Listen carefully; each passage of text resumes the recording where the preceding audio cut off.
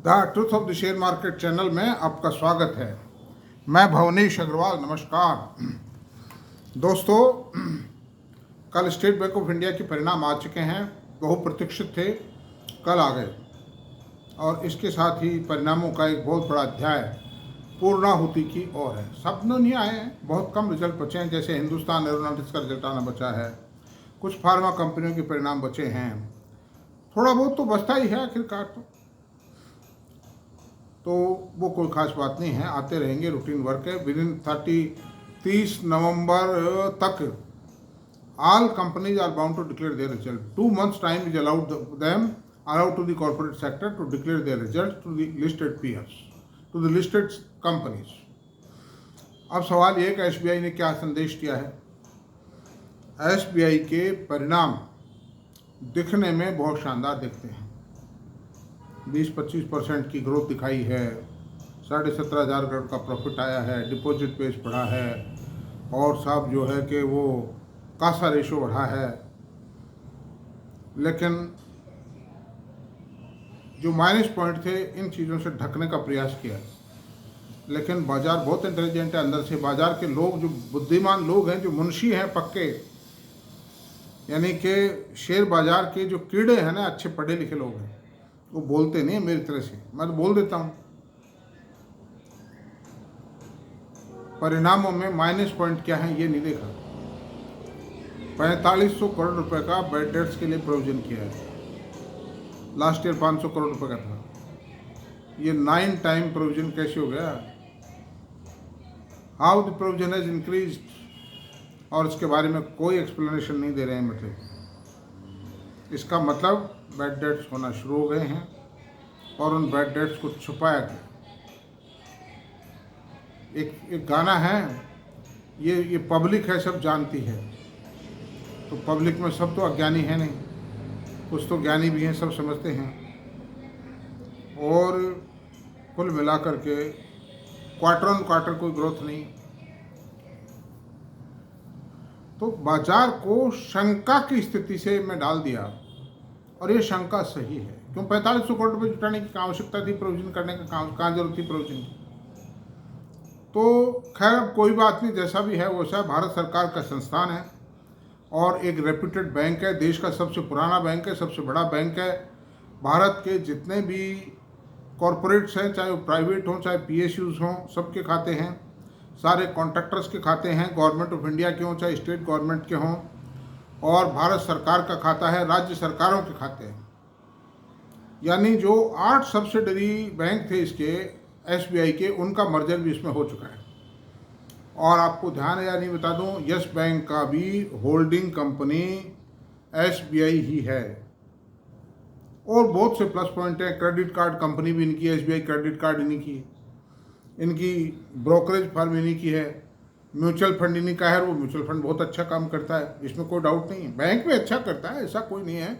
As a bank बहुत बढ़िया है, कस्टमर सर्विसेज प्रॉम्प्ट है। मैं भी जाता हूँ, मेरा पेंशन अकाउंट इसी में है। मतलब कोई परेशानी नहीं आई मेरे को आज तक।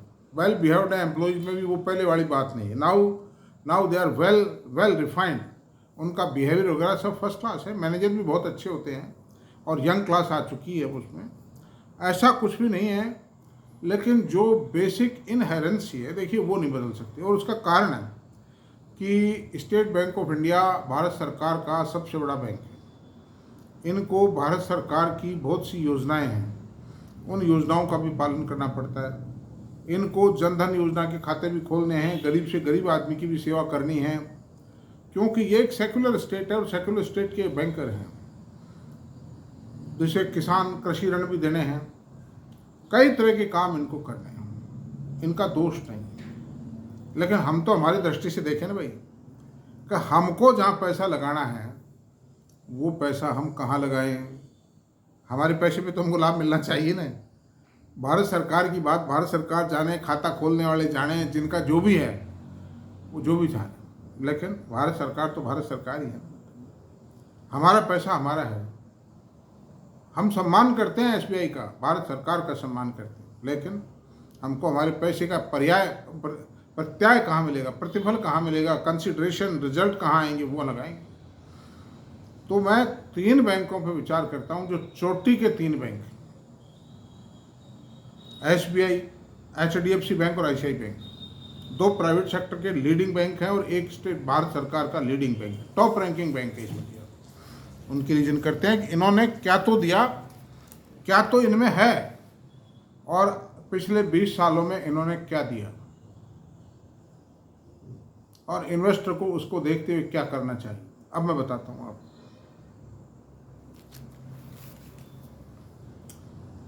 डिपॉजिट बेस HDFC का 25 लाख करोड़ रुपए, इसमें कोई 1-8% को इधर उधर हो, 25 का 25 10 नहीं, मैंने एक टेंटेटिव लिए ये फिगर। 25 लाख रुपए HDFC बैंक का डिपॉजिट बेस है। ICICI का डिपॉजिट बैंक 16 लाख करोड़ रुपए है और SBI का 51 लाख करोड़ रुपए। तो 51 लाख करोड़ की रकम तो बहुत बड़ी हो गई भाई, यानी just double of the HDFC bank. और 20,000 ब्रांचें हैं करीब SBI की, HDFC बैंक की 10,000 ब्रांचेस। ICICI बैंक का मैंने नोट नहीं किया, कोई खास बात नहीं, ब्रांचों से कोई फर्क नहीं पड़ता। नेट प्रॉफिट HDFC बैंक का ट्रेलिंग 12 मंथ्स का प्रॉफिट लिया है मैंने, सबसे सीधा सिंपल हिसाब वही है। ट्रेलिंग 12 मंथ्स का 71,545 करोड़ का प्रॉफिट आया, ट्रेलिंग 12 मंथ्स का TTM प्रॉफिट। ICICI का 49,492 करोड़ रुपए प्रॉफिट आया और SBI का 72,917 करोड़ का प्रॉफिट आया। यानी कि प्रॉफिट के मामले में SBI सबसे हाईएस्ट आता है। हालांकि HDFC बैंक में और SBI के प्रॉफिट में थोड़ा ही फर्क है, लेकिन HDFC बैंक की ज़िंदगी कितनी हुई है और SBI की ज़िंदगी कितनी है, और उसको कितने प्रिविलेजेज अवेलेबल हैं। भारत सरकार का खाता है, सारे कॉरपोरेट्स के खाते हैं, PSUs के खाते हैं, और पता नहीं क्या क्या है भारत सरकार की तरफ से।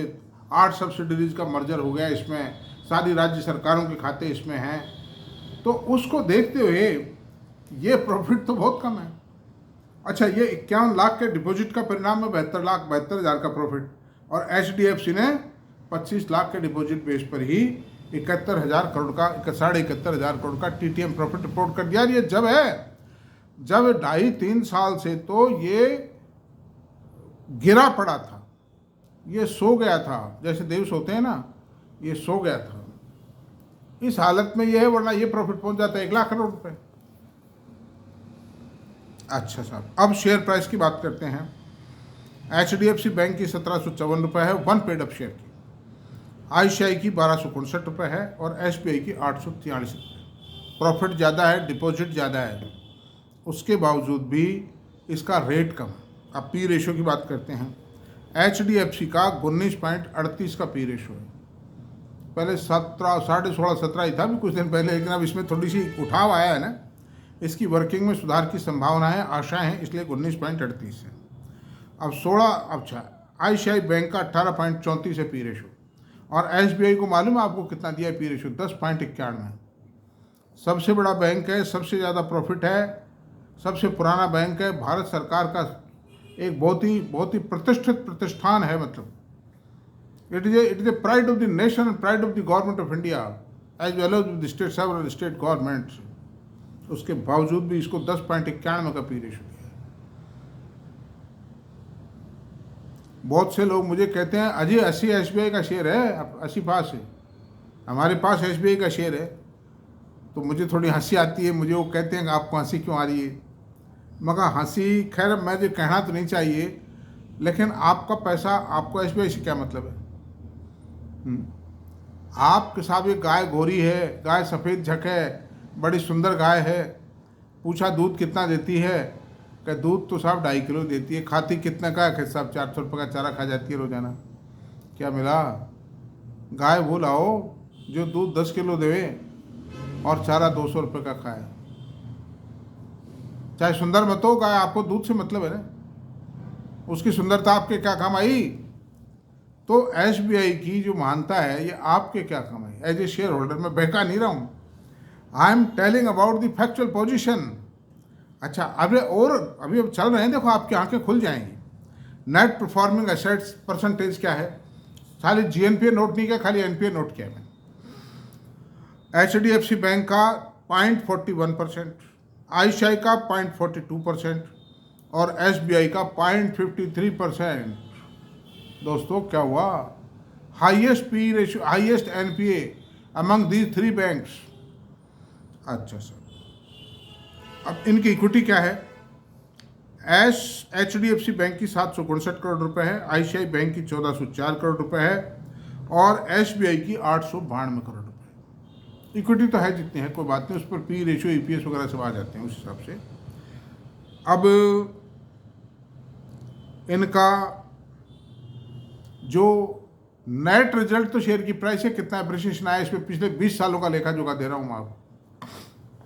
साल 2 साल 3 साल में कोई आगा पीछा हो जाता है, कोई गड़बड़ मैनेजिंग डायरेक्टर आ गया, कहीं कोई घटना हो गई, कोई बेड डेट्स कहीं पर इंसिडेंटली ज़्यादा हो गए, उससे हो जाता है।